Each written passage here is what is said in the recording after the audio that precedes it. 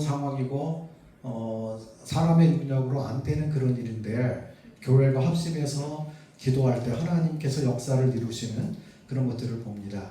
그럴 때 온 성도들이 하나님 살아계시는구나, 우리의 기도를 들으시는구나, 말대로 무에서 유를 만들어내시는 분이시구나, 우리가 평생 의지하시는 분이시구나, 하나님의 창고는 마르는 적이 없는 거구나. 그래서 우리가 생각할 때는 그건 너무 큰 일이고 너무 액수가 많으니까 구하면 어떻게 안 되지, 그렇게 생각할 수도 있어요. 그런데 하나님은 무한대요. 크신 분이기 때문에 모세가 하나님께서 광야에서 만나만 맨날 만나만 준다고 고기 안 준다고 막 그러니까 하나님께서 고기 실컷 먹게 해줄게, 코에 넘쳐서 싫어서 다시는 고기 달라고 안 할 때까지 1개월 동안 고기만 먹게 해줄게. 그랬더니 모세가 그렇게 말하잖아요. 주여, 보행하는 장정만 60만 명인데 거기 여자들하고 노인들하고 아이들까지 따지면 한 300만 되지 않겠어요?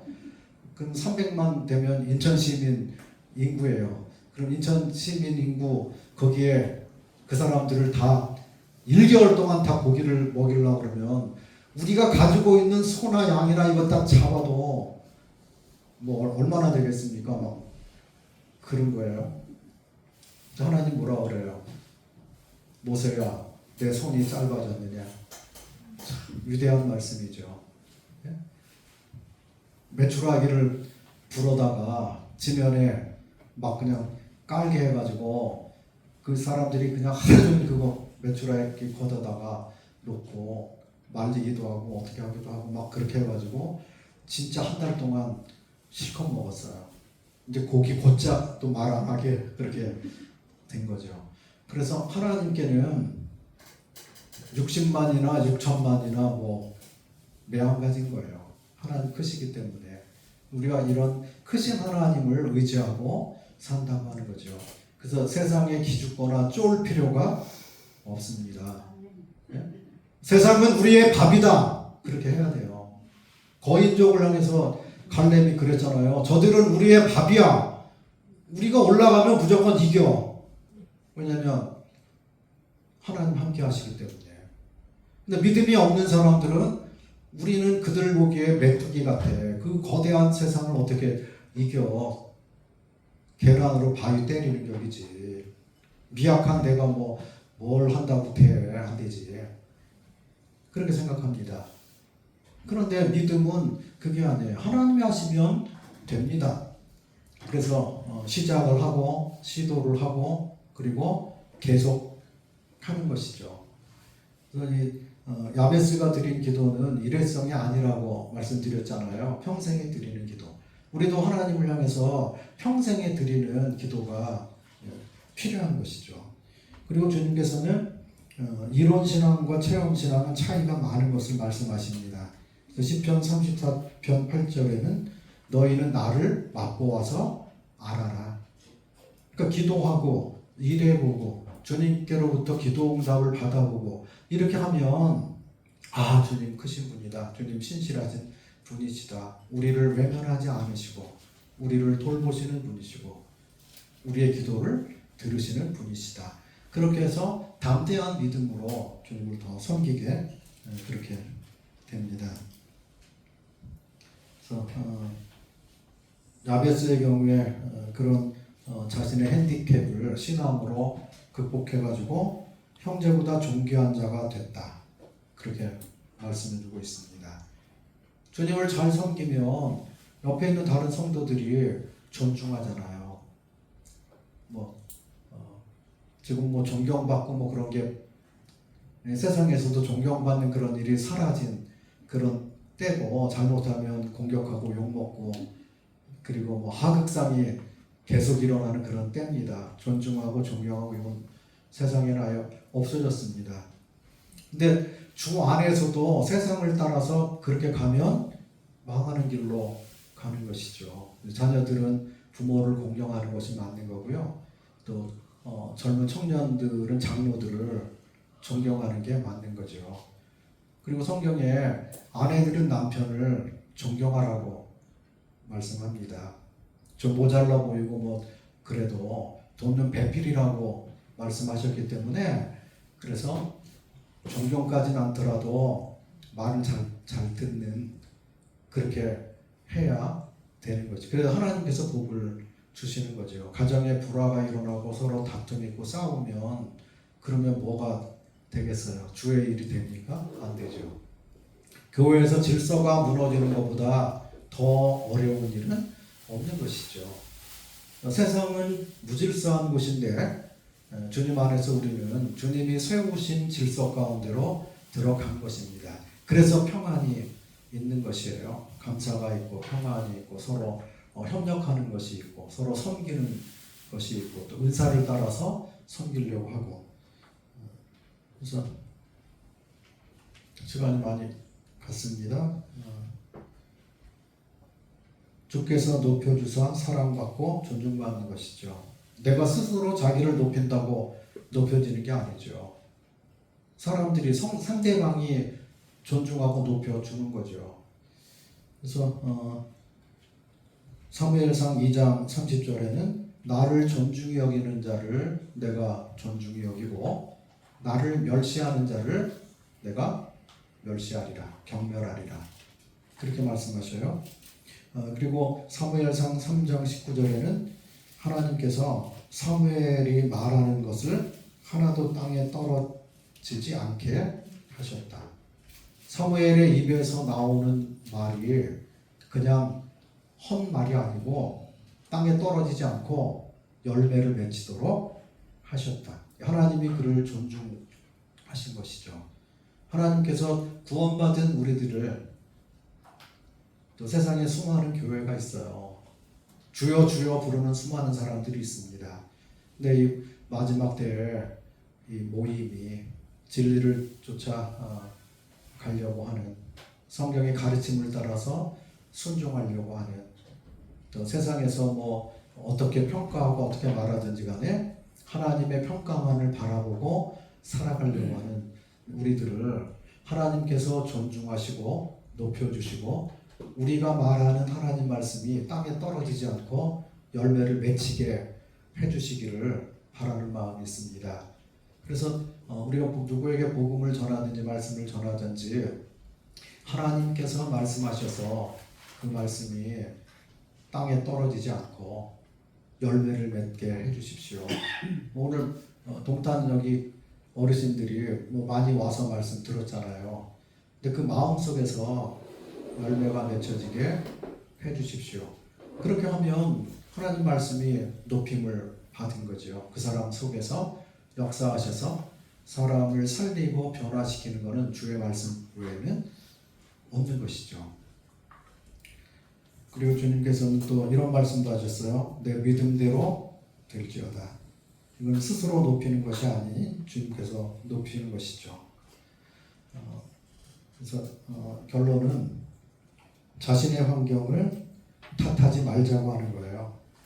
열등감이라든지 뭐 포기하는 것이라든지 부정적인 태도라든지 이런 거는 성도가 취할 태도가 아닌 거죠. 하나님 섬기는 사람들이기 때문에 고난을 뚫고 이긴 수많은 믿음의 선진들이 있잖아요. 요셉이 그랬고 다윗이 그랬고 바울이 그랬고 환경이 그들을 묶어놓거나 주저앉히거나 주의 일을 못하게 만들지 않았잖아요. 믿음으로 그것을 뚫고 다 승리를 일궈낸 그런 분들인 것을 보게 됩니다. 그래서 기도와 간구로 늘 하나님께 나아가고 신실하신 주님께 부르짖고 또 우리가 응답받는 기도 생활 그렇게 했으면 좋겠고요. 말씀 한 번만 찾아보고 줄이도록 하겠습니다. 이사야서 62장